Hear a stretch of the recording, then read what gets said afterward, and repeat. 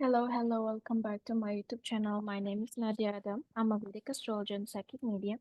So today we are going to talk about the energy update between 5th of March until 12th of March. That's mean in upcoming 1 week. As usual, I will divide my explanation into several parts and the timestamp will be in description box. So this is gonna be quite chaotic week. Many things going on, alright? First and foremost, on 8th of March, we can see that Venus will be moving to Aquarius, right? Conjunct, we have Sun and Saturn. And here we go, we have Venus here. And then Mercury will be moving to the sign of Pisces, where it gets debilitated, but it's not receiving any niche bound, all right? No cancellation of the debilitation. And at the same time, after 8, I think around like 10th or 11th, we're gonna have the new moon in the sign of Aquarius. All right. So let us start one by one. So first and foremost, we're having here Venus move to Aquarius. So Venus somehow feels comfortable in the air sign, all right? It feels comfortable in the air sign, but the thing is that it's being restricted by Saturn. So what we can expect here, Venus it is naturally love to connect, all right? Love to connect, love to be more innovative, love creativity, all right? And being in the public eye, which is actually the natural significator of Aquarius, okay? Being unique, creative, different than others, and just being yourself kind of energy, all right? And we having Venus here, it's actually good. Doesn't mean like collectively, or if you have a strong Aquarian energy in your chart, you will be more creative, more artistic, being more open, all right, minded. Or maybe it indicate you will start to see situation from different perspective of a different angle that you never thought about it before. All right, because Venus here will soothe down the intensity between Sun and Saturn conjunction here. Okay, because Sun and Saturn conjunction, it's create a clash. It's create a clash in whatever or wherever that's Aquarius house in your chart. Aquarius as overall also has to do with our desire, our wish fulfillment, all right, is a natural significator of wishes or the sign of wishes, I would say. So having Saturn and Sun here, it kind of will create inside of us as a contradict. I want this thing, but at the same time, I'm not sure if I can get that. Or maybe that in this case, I want that thing, but I'm not sure if I want that either, right? Wherever that Aquarius house in your chart, it's being afflicted at this stage, all right? And Venus coming here will, yes, indeed soothe down the situation, but it may start to involve other people or other polarities into that particular house. Let's say, for example, Aquarius fall into your fourth house. Okay, it could shows that maybe you will desire to move to some different country or that particular place or purchasing, relocating to that particular house. But somehow inside of you, there is some sort of confusion and uncertainty. Should I go? Should I don't go? What I supposed to go ahead with it? Okay, or sorry, how I can go ahead with it. Now, Venus coming in, it will start to involve other person here trying to impact and influence you. So it can be good as it can give you, again, support, right? Help and get giving you some clarity or different perspective, which is cool. But at the same time, if Aquarius house in your chart is not really strongly situated, all right, or some other combinations going on in your chart not supportive, it can indicate more sabotage, more stress, more kind of like heaviness, right? Common sense. You will have now, instead of 3 planets sitting in Aquarius, you're gonna have 3 now. Okay, and anyways, Venus gonna sit between Sun and Saturn. So it will feel eventually restricted and be limited with 2 giant planets here going on. Okay, it's the same thing when it comes to relationship, partnership.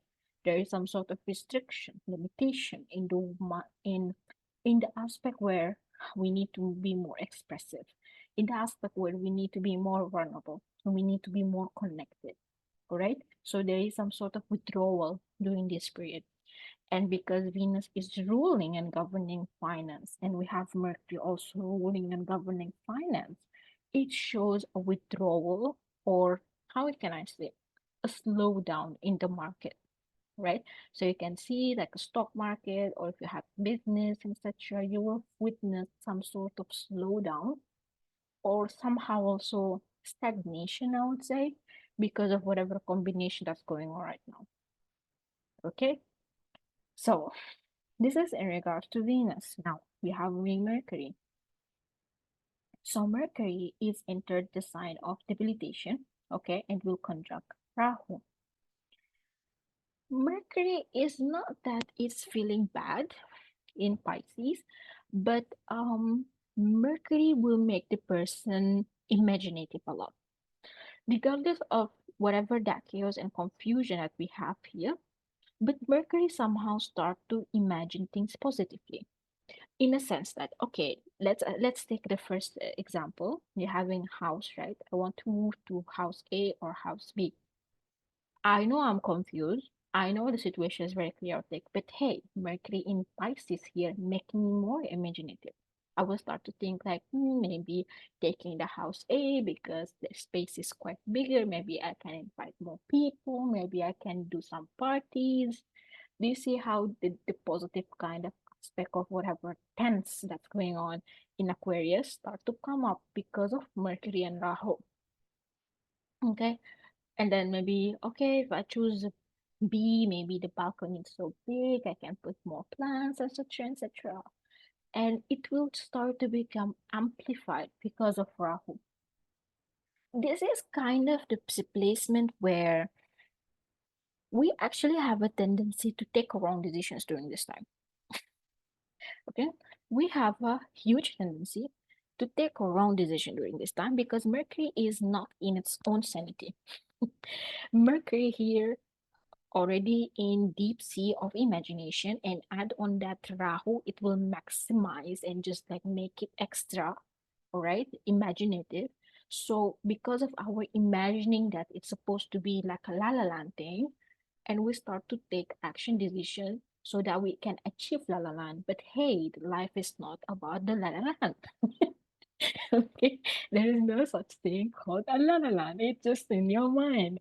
So Mercury and Rahu together here can create confusion, not confusion, can create imaginative ideas and thoughts that leads us to take impulsive action and decision, which we may regret it. We're not gonna regret right now. Could be when Mercury moves retrograde, or around April when the last eclipse gonna happen. All right, in the sign of the Mercury itself, which is in Virgo. Sorry, that means it will be on October, September. I'm sorry for that. Okay, so that's in regards to Mercury. Is not the right timing for you to take any action, any decision.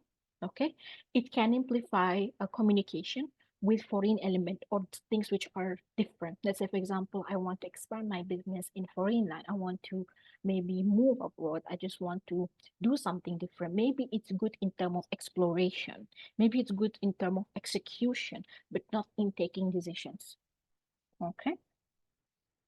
So this is in regards to Mercury. Okay, so around 10th of March here, we just make it like this. Here we go. Yeah. We can see here we're gonna have Sun, Moon, Saturn, and Venus, all of them conjunct in the 11th sign of Aquarius or in Kalapusha 11th house. This is kind of an open portal of whatever the theme that's gonna happen when the eclipse going on, which means I think around 25th. Okay, this is will be our first eclipse of 2024. Okay, because Aquarius somehow, some way has almost the same character and personality, I would say, as a Pisces, it's indicate a time where maybe we will start to see situation from different perspective, again, different point of view, and it just illuminating certain things so that we can manifest a new beginning during the eclipse cycle. Actually, it's already opened right now. The issue is that the eclipse is happening in the axis, which are naturally Adhisthana houses. All right. It doesn't matter how nice Pisces is. This is just lovey-dovey. It's a sign of God. It's just spirituality and terra.